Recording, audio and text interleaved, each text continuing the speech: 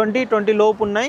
దానికన్నా కూడా కొంచెం తక్కువగా అటు ఇటుగా ఏ విధంగా ఉంటాయి ఏంటి ఒకసారి తెలుసుకుందాం. ఒకసారి వెళ్దాం పదండి. చూస్తున్నారు కదండి, ఇక్కడ నుంచి మనకు రోడ్ కనెక్టివిటీ అనమాట. ఇక్కడ నుంచి మనకు డైరెక్ట్గా ఈ రోడ్ వచ్చేసి యాచారం 200 ఫీట్ రోడే ఉంటుంది మనకి యాచారం వరకు కూడా.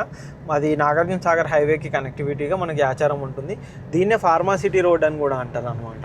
ఇది వచ్చేసి మనకి ఇక్కడ ఓపెన్ ప్లాట్స్ కనుక చూసుకున్నట్టయితే కంప్లీట్గా హెచ్ఎండి అప్రూవ్డ్ ప్లాట్స్ ఉంటాయి. అండ్ ఇక్కడ ఈ ఏరియాలో వచ్చేసి డిటీసీపీ వెంచర్స్ కూడా కొన్ని ఉన్నాయన్నమాట.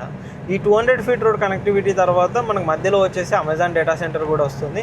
అంతేకాకుండా మనకు మీర్ ఖాన్ పేట కనెక్టివిటీ కానీ ఈ విధంగా ఏ కనెక్టివిటీ చూసుకున్నా కానీ ఈ రోడ్ కనెక్టివిటీ ఉంటుంది. రీసెంట్గా మనకి ఏదైతే గ్లోబల్ సమ్మిట్ కూడా జరిగిందో ఈ ఏరియా బేస్ చేసుకొని ఫ్యూచర్ సిటీ డెవలప్మెంట్ కూడా జరుగుతుంది అనమాట. ఇక్కడ వచ్చేసి మనకు ఏఐసిటీ ఇవన్నీ కూడా ఇదే ఏరియాలలో మనకు డెవలప్మెంట్ జరుగుతున్నాయి అనమాట. ఇక్కడ చూడొచ్చండి, ఇక్కడ మెయిన్ రోడ్డు మీద ఎక్కడ వెంచర్స్లో తీసుకున్న మినిమం ప్రైస్ కనుక చూసుకున్నట్టయితే 30-35 వేలు అయితే పర్ స్క్వేర్ యార్డ్ అయితే ఇక్కడ చెప్తున్నారు. అంటే వెంచర్ని బట్టి డెవలప్మెంట్స్ని బట్టి ప్రైజెస్ అనేది చేంజ్ అవుతూ ఉంటుంది అనమాట.